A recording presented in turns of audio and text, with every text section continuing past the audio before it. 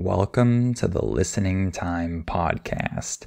Hey, everybody, this is Connor, and you're listening to episode 149 of the Listening Time Podcast. I hope you're all ready for some English practice, and this episode in particular is going to be about English itself. In today's episode, I want to talk about how English has changed over the centuries.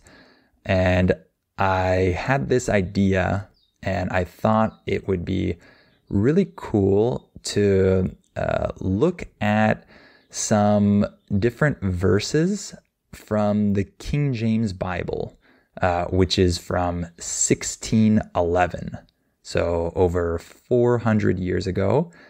And I thought it would be cool to show you how the language has changed a little bit since then. It hasn't changed that much. It's still completely understandable if you read the King James Bible nowadays and you're a native English speaker. However, there are some interesting changes that we can see. And I'm a language nerd. I like languages and I like learning about languages. So this type of topic is really interesting for me. And I know that not all of you are language nerds like me, but I'm sure that you'll still find this episode interesting. And you'll like learning a little bit about some of the different ways that English has changed over the years. And I want to read another review that I received on Apple Podcasts because I did that a couple episodes ago, and I want to do that from time to time, just to thank my listeners who are also leaving reviews for me. This one is from Darwish B, and this person says, "Your episode helps me a lot to gain more vocabulary and ideas. Nice words, slow speech, anyone can understand. Many thanks." Darwish, thank you for listening and for writing a review. I really appreciate that. And if any of you listeners leave me a review on any of the podcast apps, then I might read it here in an episode. And of course, remember that if you want my advanced podcast episodes, you can sign up to become a Listening Time family member. The link is in the description below this episode. And you also have the link down there to sign up for my US Conversations podcast, in which I talk to different English teachers from around the country about many things. It's a lot of fun and great practice for your listening. So both of those links are down below. All right, let's get started. Are your ears ready? You know what time it is. It's listening time. Okay, let's talk about some of the ways that English has changed over the years. But first, before we talk about modern English, I want to mention Old English and Middle English. Most of you probably aren't too familiar with the different types of English that have been spoken throughout the centuries. So Old English is the earliest form of English. It was the earliest form of English, and it was spoken between the 5th and 11th centuries. Okay, so a long time ago. And what's really interesting about Old English is that native English speakers nowadays can't understand it unless they have studied it before. So before recording this episode, I read an excerpt. An excerpt is a short part of a book or an article. I read a short excerpt from Beowulf. This is one of the most famous, if not the most famous, works of Old English. And from this excerpt, I understood maybe 5% of the words. So that shows you how different Old English was from modern English. So it's almost completely incomprehensible, meaning it's not understandable at all, even to native English speakers nowadays. So Old English was a different language, really. And many people make the mistake of using the term Old English to refer to older modern English, like English from the 1600s or the 1700s, for example. That's not Old English. That's still modern English. It's just older than today's English. But the term Old English actually refers to an older language that doesn't really resemble today's English. So just be careful with that phrase, Old English, because many people use it incorrectly. And then after Old English, there was Middle English from the 12th to the 15th century. And maybe the most famous, or one of the most famous works of literature from this period was the Canterbury Tales. And before recording this episode, I also tried to read an excerpt from this work, and I understood much more of it than Beowulf. So Middle English is a lot closer to modern English than Old English is. So Middle English has a lot of words that we can still understand nowadays in modern English. However, there are a lot of words that we don't understand. So it's still a different language, kind of. It's not a different language in the sense that it's Spanish, right? It's still English, but it can still be very hard to understand for a native English speaker nowadays. So that was Middle English. And then after that is when modern English was established, let's say.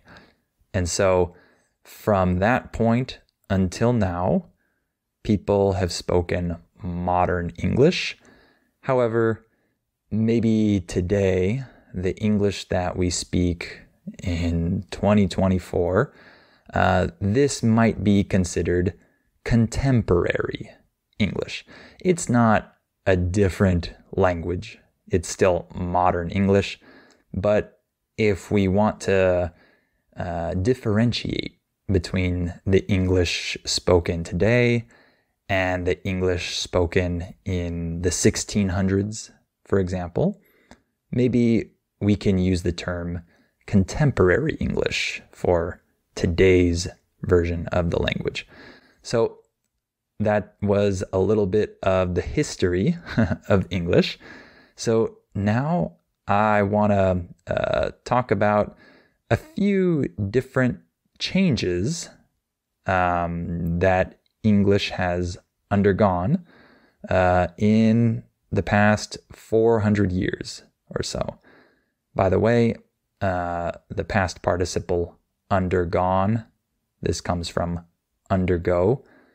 This means that you go through some process. So in this case, English underwent changes. It went through this process of changing. So there are many examples that I could point out. The phrasal verb point out means that you highlight something. You draw people's attention to that thing. So I could point out a lot of examples, but I chose just a few because my time is limited.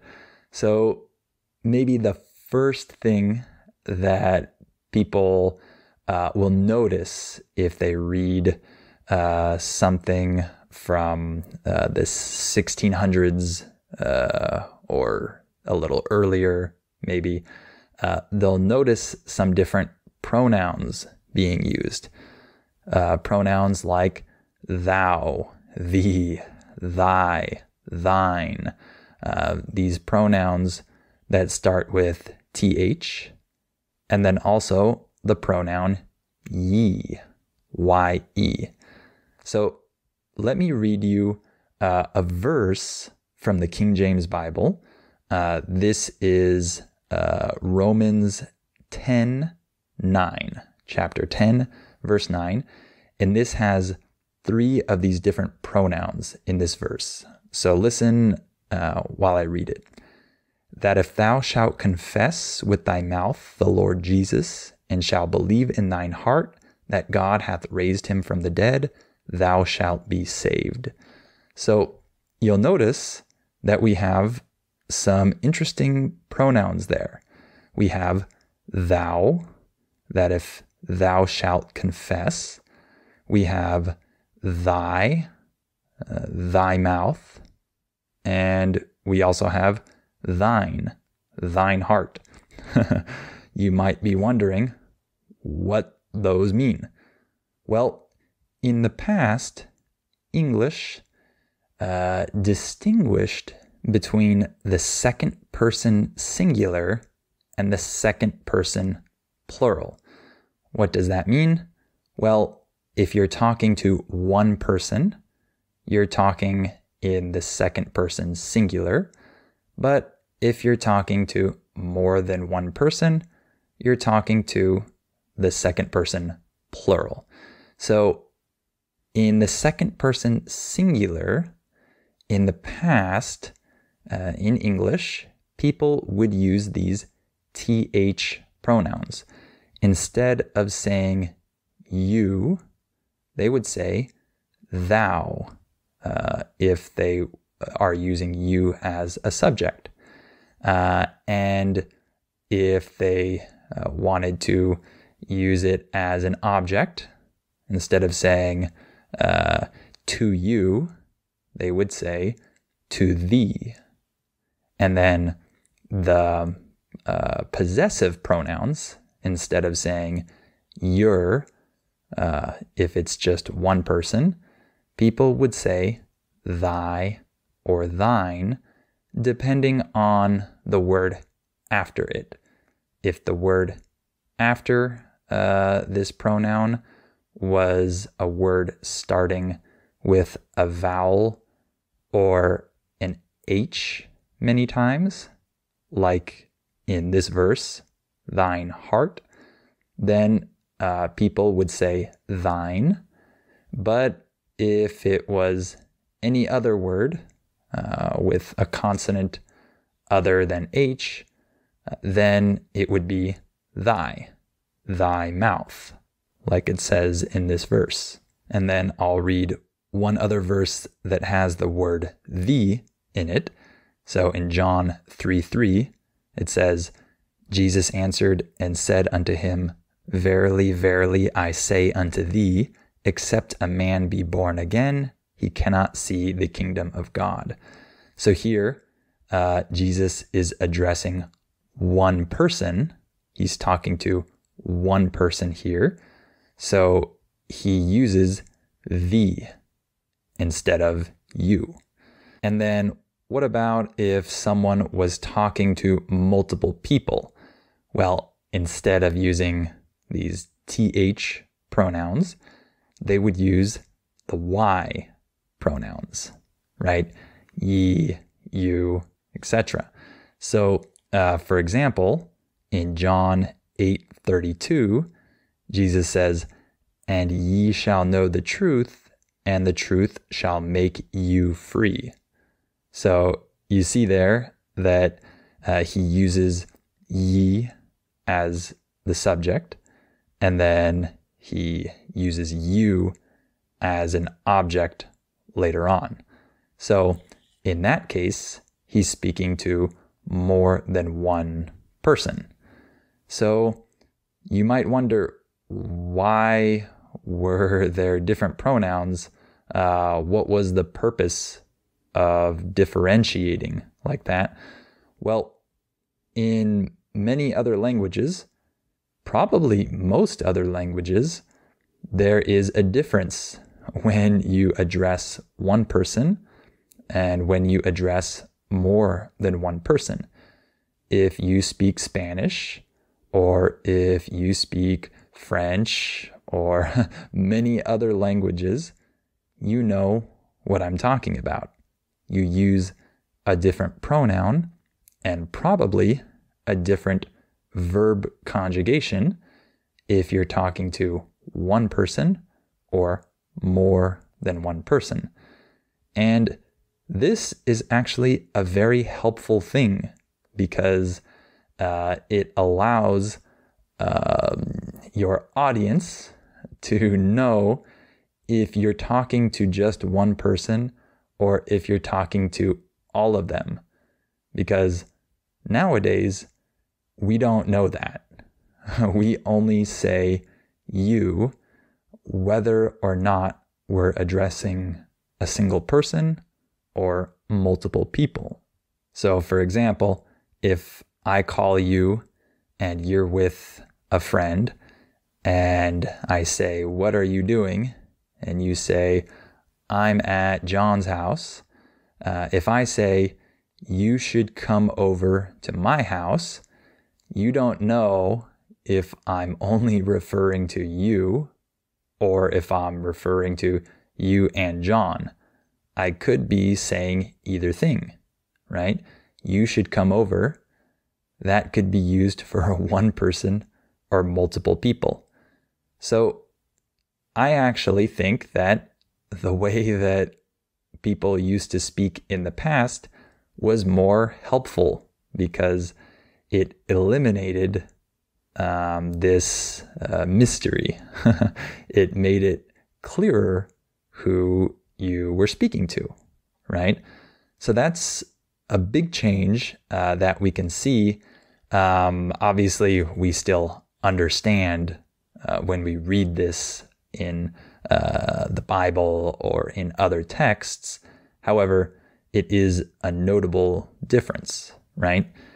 And another notable change is with th endings. So nowadays, when we talk in the third person singular, the verb usually ends with an S, like he walks. I walk, he walks, right? However, in the past, this third person singular verb ending had a th instead of an S. So, for example, we can see this in the most famous verse of the Bible, John 3:16, which says, "For God so loved the world that he gave his only begotten Son, that whosoever believeth in him should not perish, but have everlasting life." So you see that instead of saying believes, it says believeth, right? That th represented the third person singular in the past. So walketh instead of walks. Pretty interesting, huh? I actually really like how that sounds.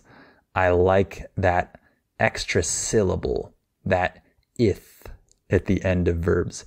I think it sounds really cool, but maybe that's just because older styles tend to sound interesting and cool to modern ears like mine. Maybe that's why, but I really like the way that sounds. He doeth instead of he does. To me, that sounds pretty cool. You might not agree, but I actually really like that. But I doubt that we'll ever go back to speaking like that again. And then one other kind of category of changes I wanted to highlight is just certain words that had different forms in the past that are kind of archaic now, but we can still understand them. So, for example, the past tense of the word speak is spoke, right? However, in the past, people would say spake. So, for example, in John 8:30, it says, as he spake these words, many believed on him. So, really, it's saying when Jesus spoke these words, that's how we would say it in modern terms. However, at that time, it was spake. As he spake these words, many believed on him. So that's one example. Another word I can think of is art, for example. Instead of saying are, like you are, in the past, they might have said thou art, right? So, for example, in John 6:69, it says, and we believe and are sure that thou art that Christ, the Son of the living God. He doesn't say you are, he says thou art. I also really like that form. I like that art instead of are. But again, that might just be me thinking that the archaic version sounds cool. And then another one that you'll notice if you read the King James Bible or some other text that is from that time, you'll hear the word shalt, which is like shall, which nowadays in the US, we don't even really use this word anymore. So that's already kind of old sounding to us. And then shalt with a T on the end is even older. So thou shalt not kill, for example. You might remember that from the 10 Commandments, right? So that's another one that you'll see that we don't use nowadays. So there are a lot of other examples that I could have pointed out, but I just wanted to highlight a few. And you might ask, can native speakers read English like this and understand it easily? I would say yes. We just have to get used to it. The first time you encounter these words, you might be a little bit confused if you've never heard this used before. However, once you realize what that word means, then it's pretty obvious after that. So you just have to get used to it, but it's very understandable. And for example, in high school in the US, many of us had to read Shakespeare, William Shakespeare, and his style of English was very similar to the style that we saw today. And we read that in high school. We were teenagers when we read that.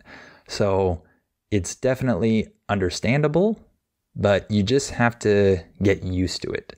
Get used to those different words, the different pronouns, the word endings, things like that. But it's understandable, and it's not a problem to read these things. And how much will English change in the future? 400 years from now, will English be really different? I don't know, to be honest. I'm sure the slang will be very different. Idioms and expressions will probably be pretty different. The grammar will probably be slightly different because we can see grammar changes that happen over the years, slowly but surely. So I'm sure the grammar might be a little different. So I don't know. Hypothetically, if 300 years, 400 years from now, people are speaking English, it will probably be similar to today's English, but with some pretty noticeable differences, like what we just saw. But I would guess that it would still resemble the English that I'm speaking now. So I don't know, but that's what I would guess. All right. I hope that you found this episode interesting. I know this one was a little bit different, but I really wanted to talk about this in an episode. And if you feel ready to practice with my advanced episodes, make sure to become a Listening Time family member. The link is in the episode description down below. That's patreon.com/listeningtime. And if you want my other podcast, in which I talk to different English teachers about different topics, you can go down and click on that link. It's also down below. That's patreon.com/US Conversations. And remember to give this podcast a 5-star rating and write a review, and I might read it in the future. All right. Thank you for listening to this episode, and I'll talk to you on the next episode of Listening Time.